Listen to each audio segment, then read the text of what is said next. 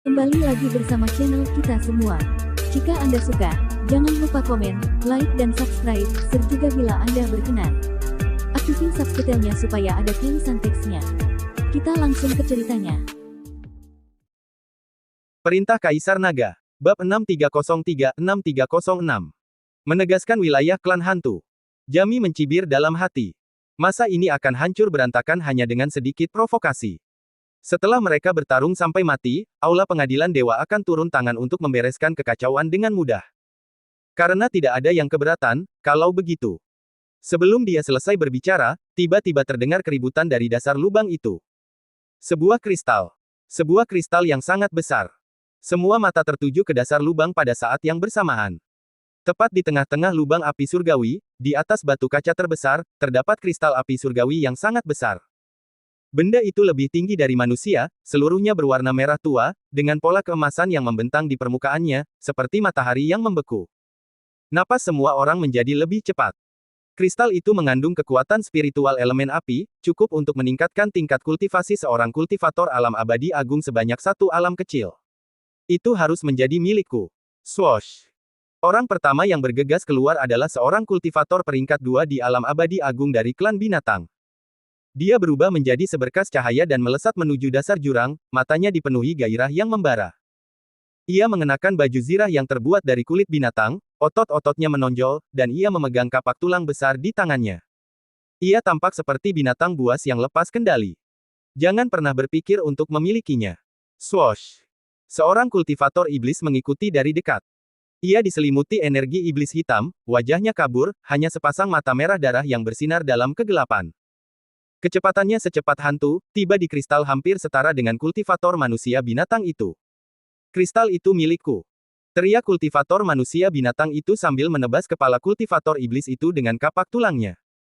Kultivator iblis itu mencibir, sosoknya melesat, menghindari kapak tulang, dan pada saat yang sama, dia memukul punggung kultivator manusia binatang itu dengan telapak tangannya.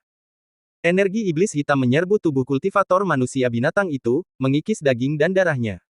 Bang! Ah! Kultivator manusia binatang itu berteriak kesakitan dan berbalik untuk melawan balik. Cahaya menyilaukan terpancar dari kapak tulang, kekuatan unik dari garis keturunan manusia buas, penuh kekerasan dan keganasan. Keduanya mulai berkelahi di dekat kristal itu. Lalu semakin banyak orang bergegas maju. Seorang kultivator dari aliansi kultivator lepas, seorang dewa agung tingkat pertama, tampak berusia sekitar 50-an, berjanggut dan mengenakan jubah Taois yang sudah pudar. Memanfaatkan kekacauan tersebut, dia mengambil kristal seukuran kepalan tangan, memasukkannya ke dalam sakunya, dan berlari. Berhenti. Seorang kultivator lain mengejarnya, mencengkeram kerah bajunya. Serahkan kristalnya. Aku yang mendapatkannya duluan. Aku melihatnya duluan. Keduanya bertarung bersama, tanpa menunjukkan kesopanan yang diharapkan dari seorang petani, menyerupai dua pengemis yang berkelahi memperebutkan makanan. Seorang kultivator iblis memanfaatkan kekacauan tersebut untuk melancarkan serangan mendadak, menebas seorang kultivator dewa dengan satu pukulan dan mencuri kristal dari tangannya. Kultivator dewa itu terbaring dalam genangan darah, matanya terbuka lebar bahkan dalam kematian, tidak percaya bahwa para iblis berani menyerang ras dewa. Apakah kalian para iblis sudah gila? Berani-beraninya kalian menyentuh ras dewaku. Jami meraung di tepi jurang. Lubang api surgawi tidak memiliki pemilik. Siapapun yang merebutnya berhak memilikinya. Teriak kultivator iblis itu tanpa menoleh ke belakang. Wajah Jami pucat pasi, tetapi dia tidak langsung bertindak. Dia menunggu sampai semua orang babak belur sebelum menghabisi mereka semua dalam satu serangan. Seorang kultivator wanita ras manusia binatang, seorang dewa abadi agung kelas 1, tinggi dan dengan bekas luka pertempuran yang dilukis di wajahnya. Dia seorang diri melawan 3 kultivator iblis, merebut 3 kristal, dan tertawa terbahak-bahak, hahaha. Hidup klan serigala surgawi. Sebelum tawa mereda, seorang kultivator iblis menyerang dari belakang, menusuk bahunya dengan satu pukulan. Ah, wanita manusia binatang itu menjerit, dan kristal di tangannya berserakan di tanah, lalu dipungut oleh orang-orang di sekitarnya. Bajingan! Teriak prajurit wanita itu sambil berbalik dan terlibat pertempuran dengan penyerang. Pertempuran di dasar jurang semakin intensif. Sebagian orang menyimpan kristal yang mereka rampas ke dalam cincin penyimpanan mereka, sebagian sengaja mencuri cincin penyimpanan orang lain, sebagian memanfaatkan kekacauan untuk melakukan trik kotor, dan sebagian membentuk aliansi sementara, tetapi dalam sekejap mata, mereka saling berkhianat karena pembagian rampasan yang tidak adil. Di tengah kekacauan, kristal-kristal itu berpindah tangan berulang kali. Sebuah kristal seukuran kepalan tangan pertama kali diambil oleh seorang kultivator jahat, kemudian dicuri oleh kultivator iblis, lalu diambil kembali oleh manusia binatang, kemudian disita oleh dewa, lalu direbut kembali oleh 3 kultivator jahat, dan kemudian dibawa pergi oleh 2 kultivator iblis. Dalam waktu singkat seperti sebatang dupa, kristal itu berpindah tangan 7 atau 8 kali. Jeritan, makian, dan permohonan belas kasihan terdengar berturut-turut seperti gelombang. Darah mengalir di dasar lubang, mengubah tanah hitam yang hangus menjadi merah tua. Udara dipenuhi dengan bau darah, makanan gosong, dan panas menyengat yang berasal dari kristal api surgawi. Seorang kultivator jahat di tingkat pertama alam abadi agung mendapati lengannya terputus dan tergeletak di genangan darah, meratap kesakitan. Tidak seorang pun datang menyelamatkannya. Semua orang sibuk mengambil kristal-kristal itu. Beberapa orang bahkan mengambil kristal-kristal yang tidak berhasil ia selamatkan saat mereka berlari melewatinya. Seorang kultivator manusia binatang dikelilingi oleh 3 kultivator iblis. Dia berjuang keluar dari jurang, tubuhnya dipenuhi luka. Dia baru saja naik ke tepi lubang api ketika dia pingsan dan tidak pernah bangun lagi. Jami berdiri di tepi jurang, mengamati semua ini, senyumnya semakin lebar. Sudah saatnya, gumamnya.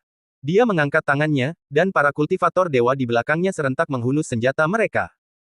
Cahaya dewa keemasan bersinar di tepi jurang, seperti lebih dari 30 matahari kecil, begitu terang sehingga orang-orang tidak dapat membuka mata mereka.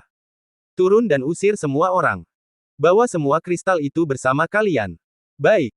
Lebih dari 30 kultivator tingkat dewa bergegas turun ke sumur api surgawi pada saat yang bersamaan.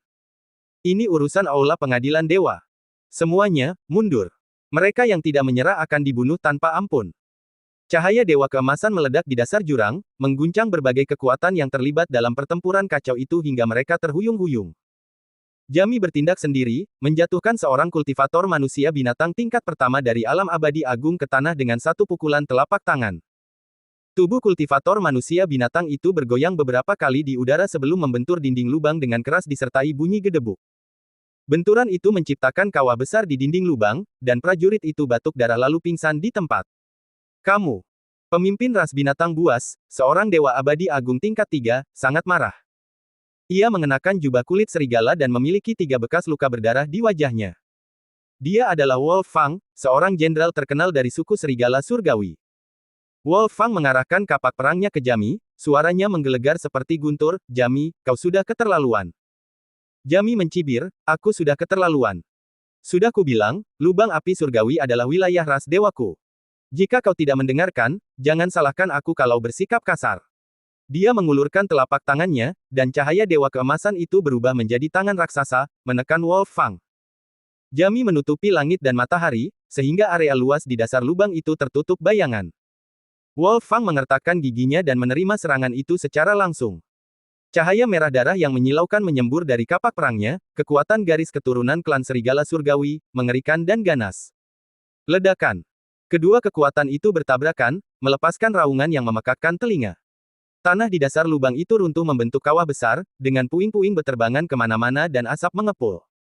Wolf Fang dengan putus asa mundur beberapa langkah, setetes darah menetes dari sudut mulutnya. Tangannya gemetar, mulut harimaunya robek, dan darah mengalir di gagang kapak perangnya. Perbedaan antara Dewa Abadi Agung tingkat keempat dan Dewa Abadi Agung tingkat ketiga terlalu besar. Siapa lagi? Jami melihat sekeliling, suaranya penuh kesombongan. Tidak ada yang berbicara. Pertempuran kacau di dasar jurang telah sepenuhnya berhenti. Para kultivator dari berbagai faksi dieliminasi oleh para kultivator dewa. Meskipun mereka marah, tak seorang pun dari mereka berani melawan balik. Keagungan aula pengadilan dewa bukanlah sesuatu yang dapat mereka tantang. Seorang kultivator iblis tingkat 2 dari alam abadi agung, yang tidak mau menerima kekalahan, melangkah maju dan meraung, betapa hebatnya para dewa. Kami para iblis. Sebelum dia selesai berbicara, Jami mengayunkan telapak tangannya, dan cahaya dewa keemasan mengenai dadanya. Boom! Tubuh kultivator iblis itu terlempar ke belakang seperti layang-layang dengan tali yang putus, menabrak dinding jurang, dan memuntahkan darah. Siapa lagi? Tanya Jami lagi. Hanya kesunyian.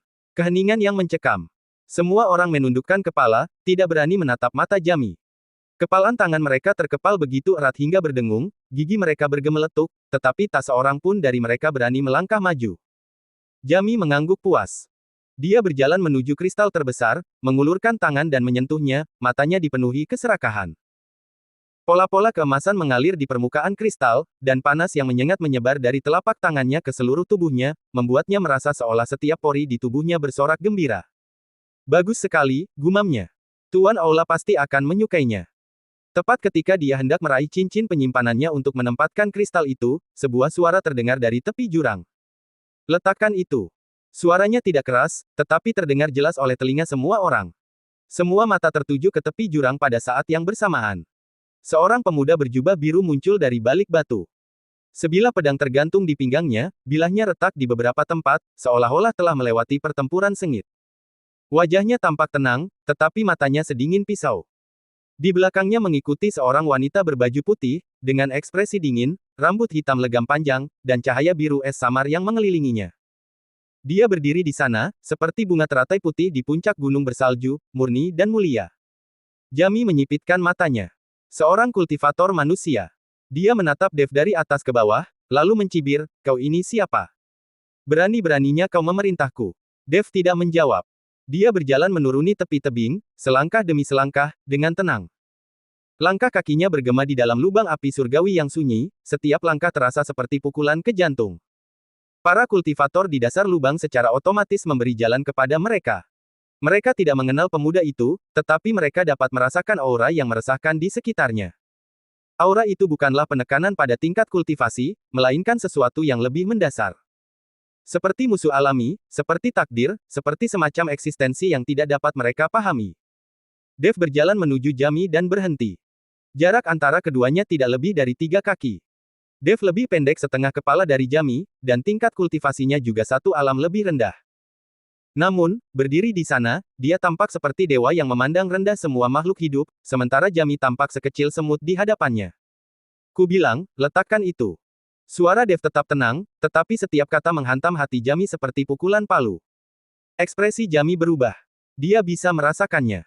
Kultivator manusia ini, yang tampaknya baru berada di puncak tingkat ke-8 alam abadi sejati, memiliki kekuatan yang menanamkan rasa takut dalam dirinya. Ini bukanlah penekanan tingkat kultivasi, melainkan sesuatu yang lebih mendasar.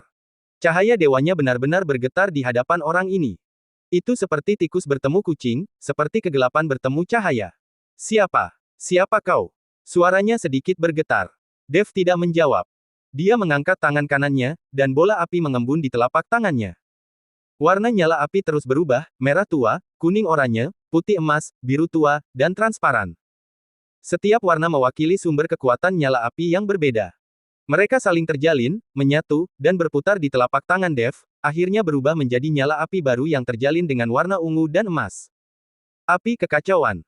Saat api itu muncul, suhu seluruh lubang api tiba-tiba meningkat beberapa kali lipat. Kristal api yang tersebar di tanah mulai beresonansi, memancarkan suara dengung rendah, dan cahaya permukaannya menjadi semakin terang. Para kultivator di dasar lubang secara naluriah mundur beberapa langkah. Suhu api sangat tinggi sehingga bahkan energi spiritual pelindung mereka pun mengerang. Pupil mata Jami tiba-tiba menyempit. Api surgawi. Kau menyerap esensi api surgawi dari lubang api surgawi. Suaranya bergetar. Kau yang menghancurkan lubang api surgawi. Dev tidak menjawab. Wosh. Dia dengan lembut mendorong api kekacauan di tangannya, dan nyala api itu berubah menjadi ular api ramping, melesat diam-diam ke arah Jami. Ular api itu tidak cepat. Bahkan, bisa dibilang sangat lambat. Itu seperti ular sungguhan, melata di udara, perlahan dan pasti bergerak menuju Jami. Namun Jami mendapati dirinya tidak mampu melarikan diri. Bukan soal kecepatan, melainkan ular api itu telah mengincarnya. Ke arah manapun ia mencoba bersembunyi, ular api akan mengikutinya. Ini adalah jebakan di tingkat jiwa, jebakan di tingkat hukum surga. Wajah Jami memucat pasi. Dia mengerahkan seluruh kekuatannya untuk mengaktifkan cahaya dewa, dan cahaya keemasan menyembur dari tubuhnya, mengembun menjadi perisai cahaya tebal di depannya. Perisai cahaya itu memiliki 7 lapisan, setiap lapisan memadatkan kultivasi hidupnya, cukup untuk menahan serangan penuh dari seorang dewa abadi agung tingkat 5. Ular api itu menabrak perisai cahaya. Mendesis. Tidak ada ledakan, tidak ada suara keras, hanya desisan lembut. Lapisan perisai cahaya pertama hancur berkeping-keping. Lapisan kedua hancur berkeping-keping. Lapisan 3, lapisan 4, lapisan 5. Ular api itu, seperti batang besi merah panas yang menembus mentega, diam-diam menembus ketujuh lapisan perisai cahaya. Kemudian, ular itu melilit lengan kanan Jami. Ah! Jami mengeluarkan jeritan melengking. Teriakan itu tidak terdengar seperti suara seorang master alam abadi agung. Lebih terdengar seperti teriakan anjing liar yang ekornya diinjak. Suaranya dipenuhi rasa sakit, ketakutan, dan keputusasaan. Lengan kanannya dengan cepat hangus, hancur, dan berubah menjadi abu di bawah panas yang menyengat dari api kekacauan. Ular api itu menjalar ke atas di sepanjang lengannya, membakar bahu, dada, dan lehernya. Setiap inci yang menjalar, dagingnya hangus dan tulangnya terbakar. Udara dipenuhi dengan bau busuk daging terbakar. Tidak, tidak, ampuni aku, ampuni aku. Jami berlutut di tanah, dengan putus asa memohon belas kasihan. Air mata dan ingus mengalir deras di wajahnya, yang dipenuhi rasa takut. Saat ini, dia bukanlah seorang tetua dari Aula Penghakiman Dewa, juga bukan seorang master alam abadi agung tingkat 4. Dia hanyalah orang biasa yang takut mati. Dev menatapnya dari atas, matanya tidak menunjukkan rasa iba, tidak ada rasa senang, hanya ketidakpedulian yang tenang. Aku baru saja memberimu kesempatan, kata Dev pelan, tapi kau tidak memanfaatkannya. Dia mengangkat tangannya, siap untuk mengakhiri hidup Jami. Berhenti. Swiss. Teriakan keras tiba-tiba terdengar dari tepi jurang. Cahaya keemasan turun dari langit dan mendarat di samping Jami. Dia adalah kultivator dari ras dewa, seorang dewa abadi agung tingkat 2, dan wakil Jami. Ia memegang sebuah token emas di tangannya, yang diukir dengan tanda Aula Penghakiman Dewa. Dev Chen. Suara kultivator itu bergetar, tetapi dia tetap memaksakan diri untuk berbicara, jika kau membunuh tetua Jin, Aula Penghakiman Dewa tidak akan membiarkanmu lolos.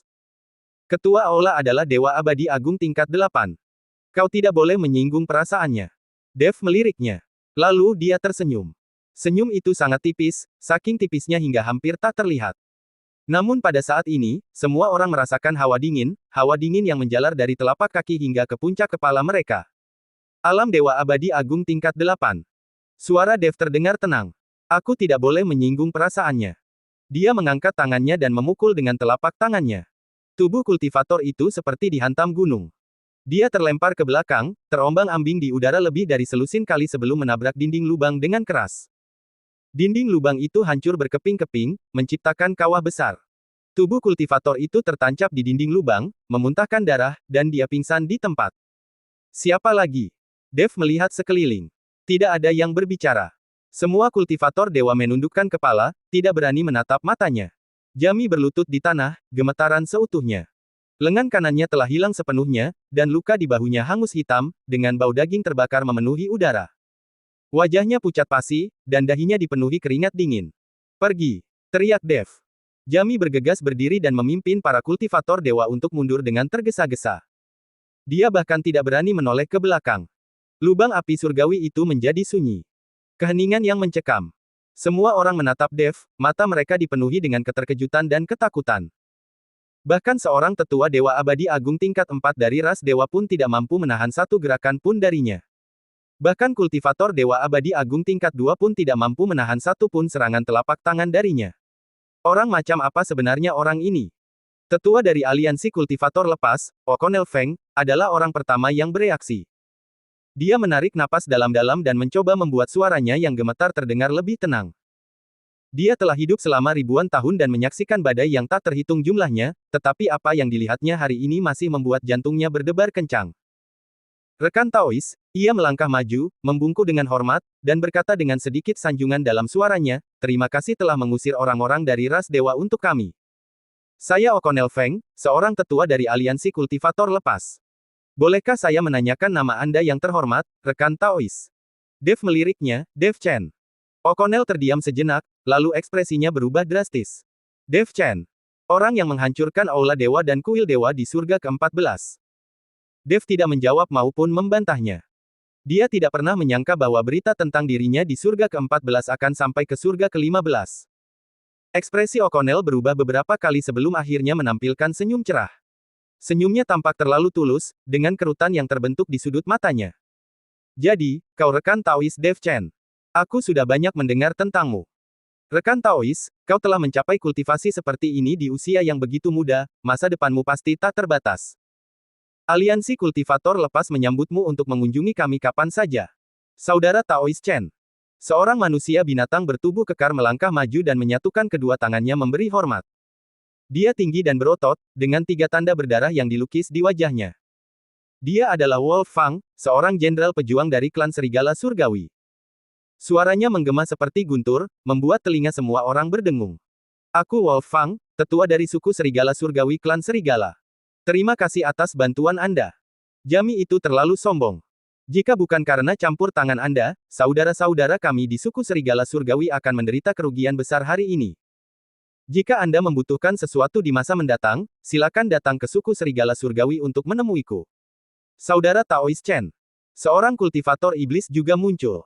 Ia diselimuti energi iblis hitam, wajahnya kabur, dan hanya mata merah darahnya yang berkilat.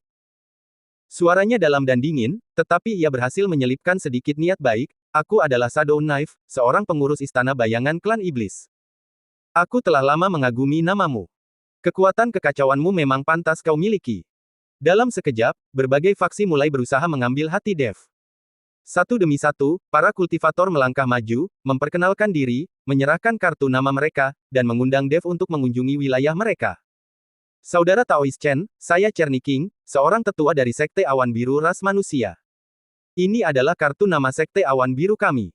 Jika Anda melewati Sekte Awan Biru, silakan mampir dan mengobrol. Saudara Taois Chen, saya Marceline Bai, kepala klan Rubah Putih dari klan Binatang. Ini adalah tanda dari klan Rubah Putih saya. Jika Anda membutuhkan sesuatu di masa mendatang, klan Rubah Putih bersedia melayani Anda dengan kesetiaan yang setinggi-tingginya. Saudara Taois Chen, saya adalah anggota ras iblis. Dev melambaikan tangannya, menghentikan sanjungan mereka. Kalian boleh mengambil kristal-kristal itu. Suaranya tidak keras, tetapi semua orang mendengarnya dengan jelas. Tapi ada 2 hal. Semua orang menajamkan telinga dan menahan napas. Pertama, saya ingin kristal yang paling besar. Tidak ada yang keberatan, dan tidak ada yang berani keberatan. Kedua, Pegunungan Hitam Dunia Bawah adalah tempat persembunyian klan hantu. Mulai hari ini, tidak seorang pun diizinkan untuk mencari, menggali, atau mengganggu Pegunungan Hitam Dunia Bawah. Jika tidak, dia tidak menyelesaikan kalimatnya, tetapi semua orang mengerti. Jika tidak, nasib klan dewa akan menjadi pelajaran berharga. Dimengerti, dipahami. O'Connell adalah orang pertama yang angkat bicara, menepuk dadanya dan memberi jaminan, aliansi kultivator lepas sama sekali tidak akan membuat masalah di Pegunungan Hitam Dunia Bawah. Jika ada yang berani bertindak sembrono di Pegunungan Hitam Dunia Bawah, aliansi kultivator lepas akan menjadi yang pertama menentang. Suku Serigala Surgawi tidak terkecuali. Teriak Wolf Fang. Siapapun yang berani mengganggu klan hantu berarti melawan suku Serigala Surgawi. Istana Bayangan adalah salah satunya. Shadow Knife dengan cepat menimpali. Kekuatan-kekuatan lain juga menyuarakan sentimen serupa. Dev mengangguk, berbalik, dan berjalan ke kristal terbesar, lalu memasukkannya ke dalam cincin penyimpanannya. Kemudian, dia bersiap untuk pergi. Saat dia berbalik, pandangannya menyapu kerumunan dan tiba-tiba berhenti. Beberapa kultivator di antara kerumunan itu menarik perhatiannya. Bukan karena mereka kuat. Tingkat kultivasi mereka tidak tinggi, dengan tingkatan tertinggi hanya berada di peringkat kedua dari Dewa Abadi Agung. Bukan karena pakaian mereka. Pakaian mereka sangat biasa dan mereka berbaur dengan kerumunan tanpa disadari. Yang menarik perhatiannya adalah auranya. Itu adalah aura yang sangat samar dan tersembunyi jauh di dalam. Seandainya bukan karena ia memiliki garis keturunan Dewa Es yang menyatu di dalam dirinya, hal itu tidak mungkin terdeteksi. Aura itu dingin, murni, dan kuno, persis sama dengan aura yang terpancar dari Agnes. Garis keturunan Dewa Es. Dev terdiam sejenak. Agnes juga merasakannya. Tatapannya menyapu kerumunan dan tertuju pada beberapa kultivator, kilatan kegembiraan yang hampir tak tersembunyikan terpancar di matanya, kegembiraan yang telah ditekan selama ribuan tahun. Tapi dia tidak bergerak. Dev juga tidak bergerak. Dia hanya melirik beberapa orang di kerumunan itu beberapa kali lagi, menghafal wajah dan aura mereka. Kemudian, dia membawa Agnes dan meninggalkan lubang api surgawi. Di belakang mereka, para kultivator dari berbagai faksi saling memandang dengan kebingungan dan tetap diam untuk waktu yang lama. Orang ini, gumam O'Connell, bukan orang yang bisa dianggap remeh. Tidak ada yang keberatan. Sampaikan perintahku, kata Wolf Fang kepada prajurit manusia binatang di sampingnya. Mulai hari ini, tidak ada yang boleh membuat masalah di Pegunungan Hitam Dunia Bawah. Siapapun yang berani macam-macam, aku sendiri yang akan memenggal kepalanya. Ya. Shadow Knife juga membisikkan beberapa instruksi kepada bawahannya, dan para kultivator iblis mengangguk setuju. Di dalam lubang api surgawi, berbagai faksi mulai mengumpulkan kristal dengan tertib. Tidak ada lagi yang berkelahi atau berebut, efek jera Dev lebih efektif daripada aturan apapun. Di antara kerumunan, beberapa kultivator yang diperhatikan Dev diam-diam mengemasi barang-barang mereka dan meninggalkan lubang api surgawi dengan tenang. Wajah mereka tidak menunjukkan tanda-tanda ada yang salah, tetapi mereka berdua memikirkan hal yang sama. Mengapa orang itu melirikku barusan?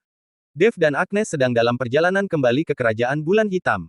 Keduanya tetap diam untuk waktu yang lama. Kau merasakannya? Agnes akhirnya angkat bicara. Aku merasakannya. Dev mengangguk. 5 orang. 2 berada di peringkat kedua alam abadi agung, dan 3 berada di peringkat pertama alam abadi agung. Tingkat kekuatan ini pasti akan dianggap sebagai seorang master di surga ke-14, tetapi di surga ke-15, itu hanya akan dianggap sebagai kultivator biasa. Agnes terdiam sejenak, konsentrasi garis keturunan mereka. Lebih tinggi dari yang saya duga. Dev menoleh dan menatapnya, bukankah kau berencana untuk mencari mereka sekarang? Agnes menggelengkan kepalanya, tidak perlu terburu-buru. Menemui mereka sekarang akan menarik terlalu banyak perhatian. Kita akan mencari cara untuk menghubungi mereka setelah keadaan tenang. Dev mengangguk dan tidak mengajukan pertanyaan lagi. Dia tahu bahwa Agnes memiliki rencana sendiri. Rekonstruksi garis keturunan Dewa Es bukanlah sesuatu yang dapat dilakukan dalam semalam. Hal ini membutuhkan kesabaran, strategi, dan menunggu kesempatan yang tepat. Keduanya terus berjalan maju. Lubang api di belakang mereka berdiri sunyi dalam senja, angin sepoi-sepoi bertiup dari dasarnya. Dev tiba-tiba teringat pada lelaki tua itu, roh api, dan anak dengan bakat tertinggi. Api bukanlah kekuatan, api adalah kehidupan. Dia bergumam. Agnes meliriknya, apa yang kau katakan? Bukan apa-apa. Dev tersenyum. Ayo pergi, Lucy masih menunggu aku untuk menceritakan sebuah kisah. Bibir Agnes sedikit melengkung, tetapi dia tidak mengatakan apapun. Keduanya mempercepat langkah mereka dan menuju kerajaan bulan hitam. Saat ini sudah larut malam ketika Dev dan Agnes kembali ke kerajaan bulan hitam. Cahaya bulan menembus celah-celah kabut hitam, mengubah reruntuhan kota kuno menjadi abu-abu keperakan. Di gerbang kota, Kuwait Yun dan Siren masih berdiri di sana menunggu. Siren mengenakan mantel tebal, wajahnya masih pucat, tetapi matanya bersinar. Saat melihat Dev, dia langsung merasa tenang. Kau kembali, katanya. Suaranya sangat lembut, tetapi Dev dapat mendengar kekhawatiran di dalamnya. Kami sudah kembali. Dev mengangguk. Kuwait Yun melangkah maju, menatap Dev dari atas sampai bawah, dan hanya menghela napas lega setelah memastikan bahwa dia tidak terluka. Dia ragu-ragu, ingin bertanya tetapi tidak berani, apa sebenarnya yang terjadi di lubang api surgawi? Apakah telah terjadi konflik antara berbagai faksi? Apakah para dewa mempersulit hidupnya? Dev memahami pikirannya dan tersenyum, kita akan membicarakannya saat kita kembali nanti. Ruang konferensi terang benderang. Bayangan-bayangan itu menempelkan potongan-potongan batu bulan ke dinding, menerangi seluruh aula batu seolah-olah di siang hari. Kuwait Yun duduk di kursi utama, Siren duduk di sebelahnya, dan Dev serta Agnes duduk di seberangnya. Sosok samar itu berdiri di sudut, tangan terlipat di depan tubuhnya, mendengarkan dengan tenang. Dev menceritakan detail tentang kejadian di lubang api surgawi. Ketika Kuwait Yun mendengar bahwa lebih dari 30 kekuatan dan ribuan kultivator telah berkumpul di lubang api surgawi, ekspresinya berubah. Ketika dia mendengar bahwa berbagai faksi saling bertempur memperebutkan kristal itu, yang mengakibatkan banyak kematian dan luka-luka, alisnya berkerut. Saat mendengar tetua Jami Jin dari Aula Penghakiman Dewa mengusir semua orang dan memonopoli kristal itu, tinjunya mengepal begitu erat hingga retak. Kemudian, dia mendengar tentang campur tangan Dev. Dengan satu pukulan, dia melukai Jami dengan serius. Dengan satu telapak tangan, dia membuat perwakilan klan dewa terpental. Dan dengan satu kalimat, dia menakutkan semua kultivator klan dewa, yang melarikan diri dalam kekacauan. Di hadapan ribuan kultivator, dia mengumumkan bahwa pegunungan hitam dunia bawah adalah tempat persembunyian klan hantu dan tidak seorang pun diizinkan untuk mengganggu mereka. Mulut Kuwait Yun ternganga, dan dia tidak bisa menutupnya. Kau, apa yang kau katakan? Suaranya bergetar. Kau memukul seorang tetua dari Aula Penghakiman Dewa di depan semua orang. Ya, Dev mengangguk. Dan di depan semua orang, mereka menyatakan bahwa pegunungan hitam dunia bawah adalah wilayah klan hantu. Betul. Dev mengangguk lagi. Dan mereka ingin semua orang berjanji untuk tidak membuat masalah di pegunungan hitam dunia bawah. Dev mengangguk lagi. Air mata Kuwait Yun langsung menggenang. Bukan karena sedih, tetapi karena dia telah menunggu terlalu lama untuk hari ini. Bertahun-tahun telah berlalu. Ras hantu diburu, dibantai, dan diusir oleh para dewa. Seperti tikus, mereka bersembunyi di kegelapan, takut mengeluarkan suara, takut menunjukkan wajah mereka, dan takut membiarkan siapapun tahu bahwa mereka masih hidup. Anak-anak mereka telah mengenal rasa takut sejak lahir, dan para tetua mereka terus melarikan diri hingga akhir hayat mereka. Mereka mengira hidup mereka akan berakhir seperti ini, bahwa ras iblis akan binasa di generasi mereka. Namun kini, seorang penyintas, seorang kultivator manusia, telah membela mereka di hadapan ribuan kultivator. Mulai hari ini, tidak seorang pun boleh mencari, menggali, atau mengganggu pegunungan hitam dunia bawah. Jika tidak, nasib Jami akan menjadi contoh. Kuei Tiun telah menunggu kata-kata ini selama ribuan tahun. Tuan Chen. Ia berdiri, membungkuk dalam-dalam, dan berkata dengan suara serak yang hampir tak terdengar, saya tidak dapat mengungkapkan rasa terima kasih atas kebaikan Anda yang besar. Seluruh kerajaan bulan hitam tidak akan pernah melupakannya. Dev membantunya berdiri, Yang Mulia, tolong jangan lakukan ini. Sudah saya katakan sebelumnya, dengan saya di sini, tidak ada yang bisa menyakiti ras hantu. Kuei Tiun menyeka air matanya dan duduk kembali. Emosinya sudah sedikit mereda, tetapi air mata masih menggenang di matanya. Ngomong-ngomong, Tuan Chen, dia tiba-tiba teringat sesuatu, Anda mengatakan bahwa berbagai pihak sedang berusaha memenangkan hati Anda. Dev mengangguk, aliansi kultivator lepas, klan serigala surgawi, istana bayangan, dan puluhan kekuatan kecil lainnya telah mengirimkan kartu nama mereka. Mata Kuei Tiun berbinar. Tuan Chen, saya punya ide. Suaranya mengandung sedikit kegembiraan yang hampir tak terkendali, karena mereka semua berusaha memenangkan hatimu, dapatkah kau memanfaatkan kesempatan ini untuk mendapatkan kembali inti reinkarnasi dan api penuntun jiwa? Dev terkejut, kamu ingin benda itu? Ya. Kuei Tiun berdiri, berjalan ke peta 15 langit yang tergantung di dinding, dan menunjuk ke lokasi istana bayangan klan iblis dan suku serigala surgawi klan binatang. Inti reinkarnasi berada di tangan istana bayangan klan iblis, dan api penuntun jiwa berada di tangan suku serigala surgawi klan binatang. Kedua harta karun itu adalah kunci untuk membuka jalan reinkarnasi. Jika kita bisa mendapatkannya, dan kemudian menemukan cara untuk mendapatkan lentera dunia bawah dari aula penghakiman dewa, kita dapat pergi ke divisi reinkarnasi untuk membimbing jiwa-jiwa hantu yang terperangkap. Suaranya semakin gelisah, dan jari-jarinya sedikit gemetar saat memegang peta. Jiwa puluhan ribu kultivator hantu.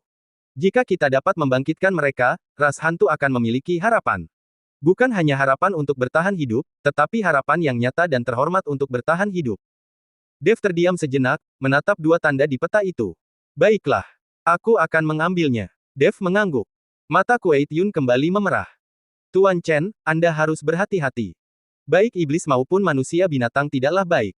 Mereka saat ini mendekati Anda karena Anda telah menunjukkan kekuatan Anda. Tetapi jika Anda meminta harta mereka yang paling berharga. Aku tahu, Dev memotong perkataannya. Aku tahu apa yang aku lakukan. Dia berdiri dan menatap Agnes. Kita akan berangkat pagi-pagi sekali besok. Agnes mengangguk. Siren membuka mulutnya, ingin mengatakan, aku juga akan pergi, tetapi menelan kembali kata-katanya. Dia tahu lukanya belum sembuh, dan pergi ke sana hanya akan menjadi beban. Hati-hati. Hanya itu yang dia katakan pada akhirnya. Dev tersenyum, berbalik, dan berjalan keluar dari aula. Agnes mengikuti di belakangnya. Cahaya bulan menerangi jalan-jalan kota kuno itu, membentuk bayangan panjang dari dua orang tersebut. Kamu berencana pergi kemana dulu? Tanya Agnes. Istana bayangan klan iblis, kata Dev. Inti reinkarnasi berada di tangan Moreno Ying. Rubah tua itu bahkan lebih sulit dihadapi daripada klan binatang. Awalnya akan sulit, tetapi nanti akan lebih mudah. Agnes mengangguk, aku akan pergi bersamamu. Dev meliriknya, tentu saja kau harus pergi. Bukankah kau masih mencari orang-orang dengan garis keturunan Dewa Es? Bibir Agnes sedikit melengkung, tetapi dia tidak mengatakan apapun.